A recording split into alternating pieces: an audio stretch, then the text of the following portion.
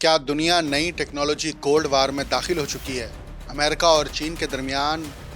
جنگ اب artificial intelligence, chips اور ڈیٹے پر لڑی جا رہی ہے۔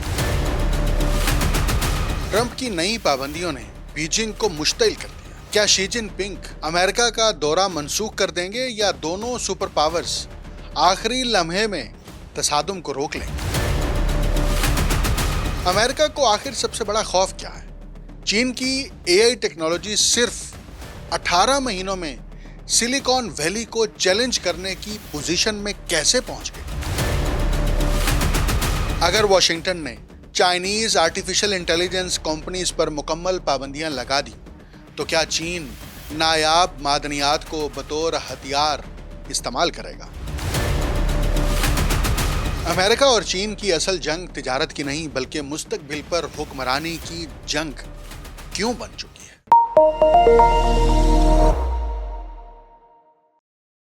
آپ دیکھ رہے ہیں انٹولڈ سٹوری ود ڈاکٹر اکمل سومرو۔ چین اور امریکہ کے درمیان جنگ صرف تجارت، ٹیرف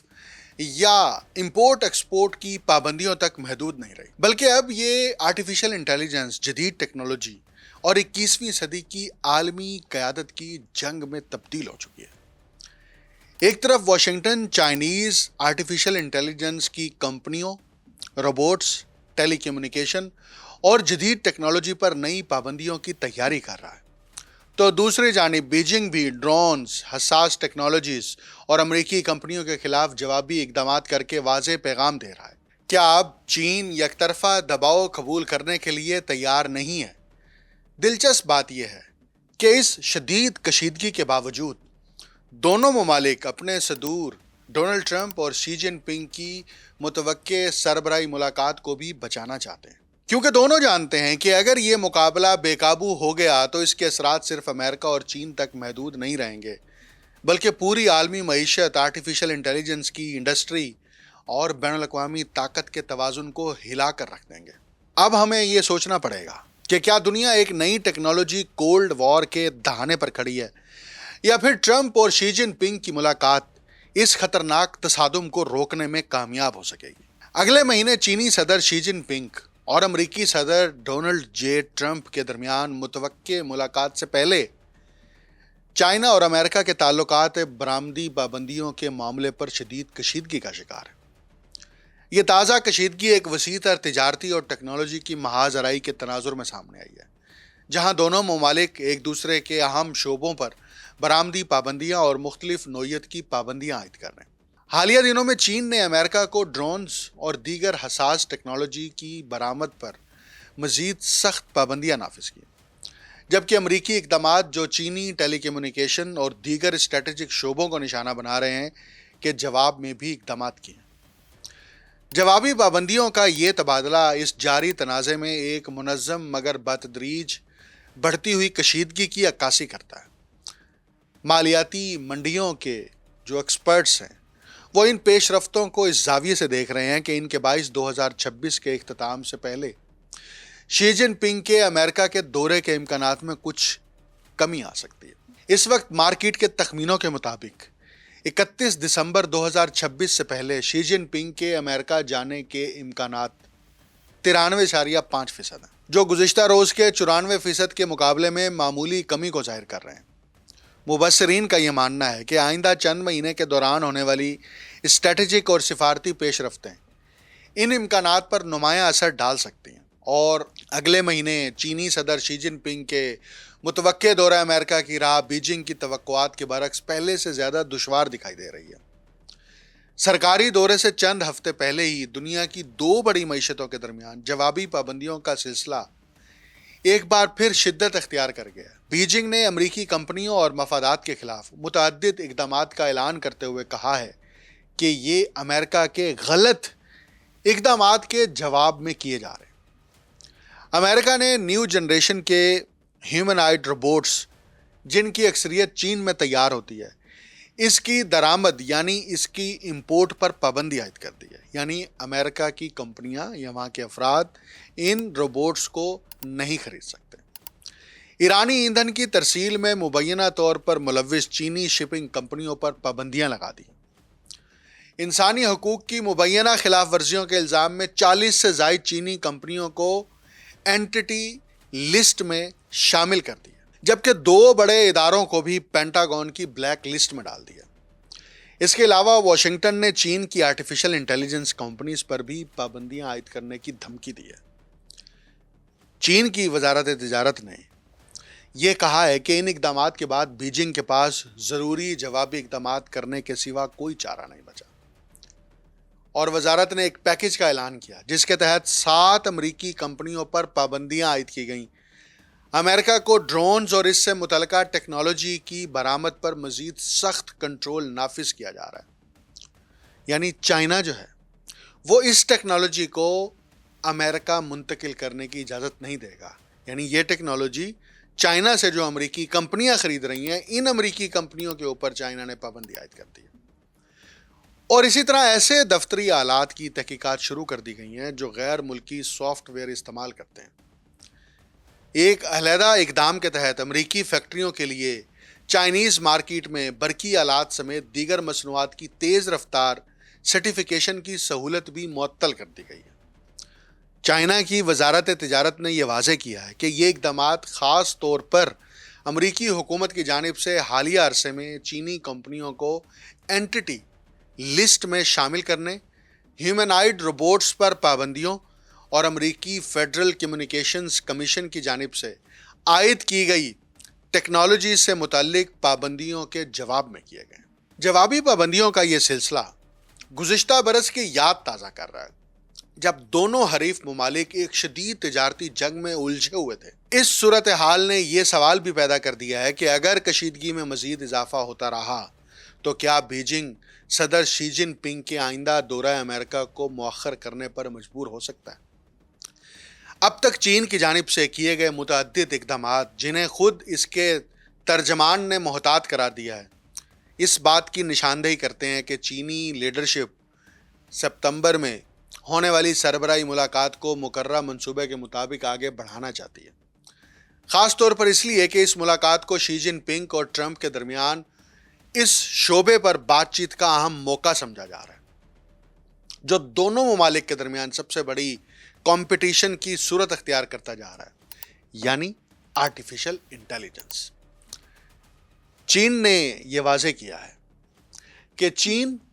اور امریکہ کے درمیان اقتصادی اور تجارتی تعلقات میں بڑی محنت سے حاصل کی گئی استحکام کی فضا کو قدر کی نگاہ سے دیکھا جا رہا ہے، اور چائنا یہ امید کرتا ہے کہ امریکہ بھی اسی ڈائریکشن میں چین کے ساتھ تعاون کرے گا۔ لیکن چینی حکومت کے ترجمان نے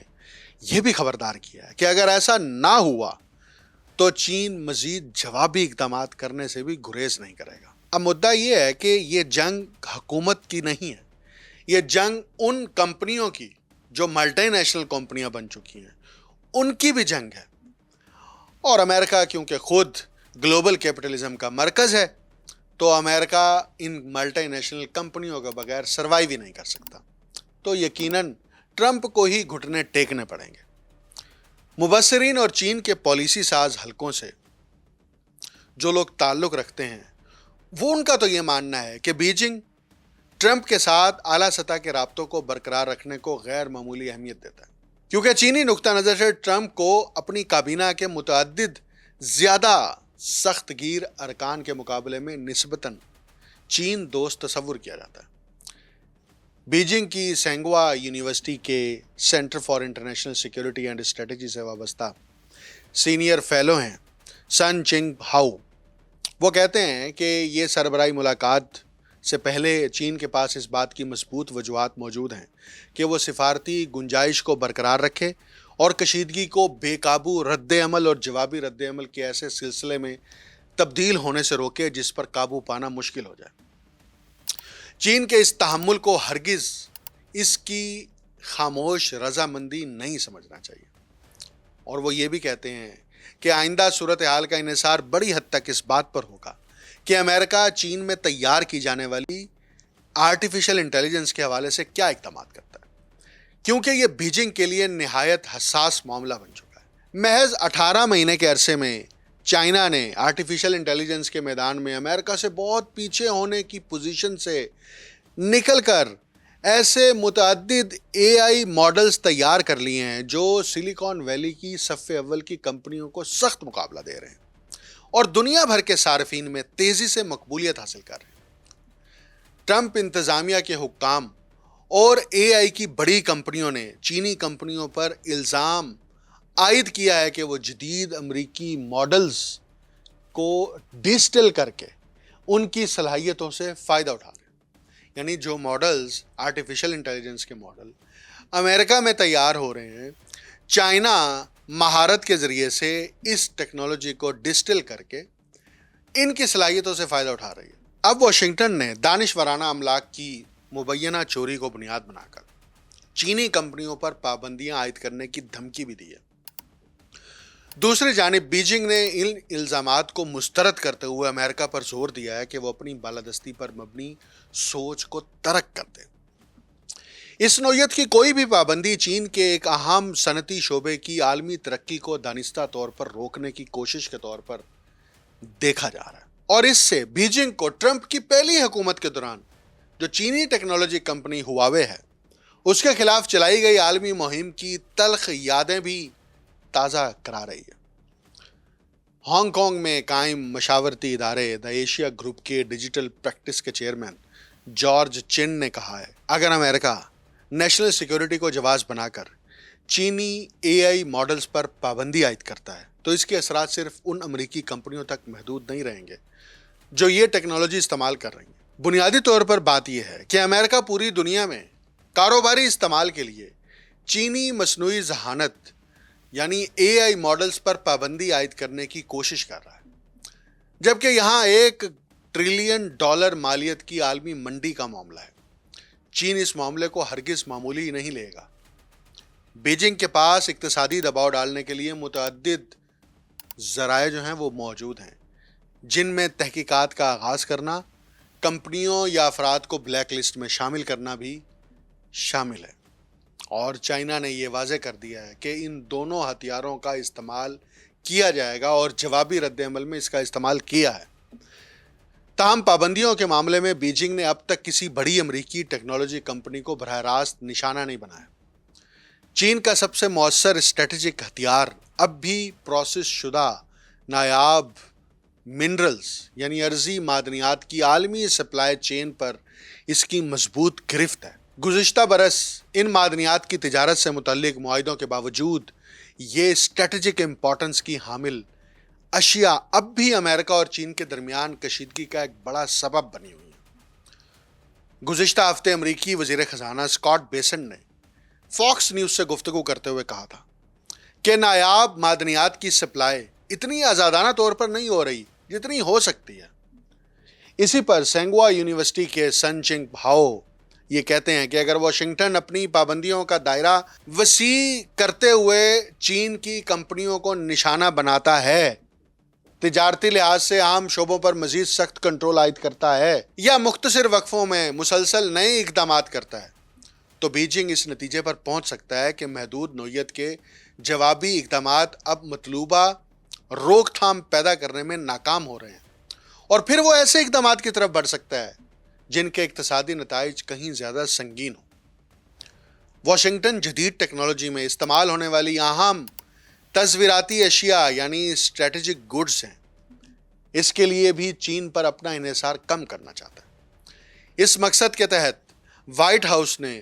پولی سیلیکان سے تیار ہونے والی مصنوعات پر 15% ٹیرف عائد کرنے کے ساتھ ساتھ ان کے لیے کم از کم قیمتیں بھی مقرر کر دیں تاکہ مقامی صنعت کی حوصلہ افزائی کی جا سکے۔ پولی سیلیکان سیمی کنڈکٹرز اور سولر پینلز کی تیاری میں استعمال ہونے والا ایک بنیادی خام مال ہے جس کی پیداوار میں چین کو نمایاں برتری حاصل ہے۔ ستمبر میں متوقع سربراہی ملاقات کو دونوں رہنماؤں کے لیے آرٹیفیشل انٹیلیجنس سے متعلق اختلافات کو سنبھالنے کا ایک اہم موقع سمجھا جا رہا ہے، اور اطلاعات ہیں کہ اس تیزی سے ترقی کرتی ہوئی ٹیکنالوجی پر اس ملاقات سے پہلے دونوں ممالک کے درمیان ایک خصوصی مذاکراتی دور کی تیاریاں بھی جاری ہیں۔ یہ ملاقات گزشتہ اکتوبر میں طے پانے والی تجارتی جنگ بندی میں توسیع کا بھی موقع فراہم کر سکتی ہے، اور مئی میں ٹرمپ کے بیجنگ کے دورے کے بعد دونوں ممالک جس دور کو تعمیری اسٹریٹجک استحکام قرار دے رہے ہیں، اسے مزید مضبوط بنانے کا ذریعہ بھی بن سکتی ہے۔ تاہم موجودہ کشیدگی کی ایک بڑی وجہ یہ بھی معلوم ہوتی ہے کہ دونوں ممالک اس اصطلاح کی مختلف تشریح کرتے ہیں۔ واشنگٹن کے نزدیک اس کا مطلب یہ ہے کہ دونوں ممالک مسلسل رابطے میں رہیں گے اور باہمی کشیدگی کو قابو میں رکھنے کی کوشش کریں گے۔ اس کے برعکس مبصرین کے مطابق بیجنگ اسے اس مفاہمت کے طور پر دیکھتا ہے کہ نیشنل سیکیورٹی کو جواز بنا کر عائد کی جانے والی پابندیوں، مثلا مزید ٹیکنالوجی برآمدی پابندیاں یا درآمدی پابندیوں کو ضرورت سے زیادہ وسعت نہیں دی جائے گی۔ تاہم دونوں فریق اس دیر پا کمپٹیشن کی نوعیت کے بارے میں کسی خوش فہمی کا شکار نہیں ہے۔ شنگھائی سے تعلق رکھنے والے بین الاقوامی تعلقات کے ماہر ہیں شین ڈینگ لی۔ وہ کہتے ہیں کہ چین اور امریکہ دونوں حقیقت پسند ہیں۔ دونوں کی کوشش ہے کہ دوسرا ملک ان کے لیے ممکنہ حد تک کم سے کم خطرہ بنے، اور اسی لیے دونوں بدترین ممکنہ صورتحال کا سامنا کرنے کی تیاری بھی کر رہے ہیں۔ وہ کہتے ہیں کہ دونوں ممالک اس حقیقت سے بھی آگاہ ہیں کہ مسلسل رابطہ اور تعمیری اسٹریٹجک استحکام کے حصول کی کوشش باہمی مسابقت کو کم نقصان دہ بنا سکتی ہے اور اس کے تعلقات میں تنزلی کے بڑھتے ہوئے سلسلے کی رفتار کو سست کر سکتی ہے۔ ٹرمپ اور شی جن پنگ کی متوقع ملاقات میں اب 1 مہینے سے کچھ زیادہ وقت باقی ہے، لہٰذا امریکہ اور چین کے تعلقات کے لہجے میں آنے والی کوئی بھی تبدیلی نہ صرف اس بات پر اثر انداز ہو سکتی ہے کہ یہ ملاقات اپنے مقررہ وقت پر ہوتی ہے یا نہیں، بلکہ اس کے دائرہ کار پر بھی اثر ڈال سکتی ہے۔ اگرچہ واشنگٹن اس ملاقات سے قبل بیجنگ کے نظر میں کسی ایسی ریڈ لائن کو عبور بھی کر لے جسے چین ناقابل قبول سمجھتا ہو، تب بھی لازماً یہ نہیں کہا جا سکتا کہ ملاقات ملتوی کر دی جائے گی، اور اب دونوں فریق اعلیٰ سطحی سفارتکاری کو بہتر تعلقات کے انعام کے بجائے بحرانوں کو قابو میں رکھنے کے لیے ایک مؤثر طریقہ کار کے طور پر دیکھتے ہیں۔ اس لیے زیادہ امکان یہی ہے کہ ملاقات منسوخ نہیں ہوگی، بلکہ اس کا ایجنڈا محدود کر دیا جائے گا، اور توجہ اس بات پر مرکوز رہے گی کہ جمع ہوتے ہوئے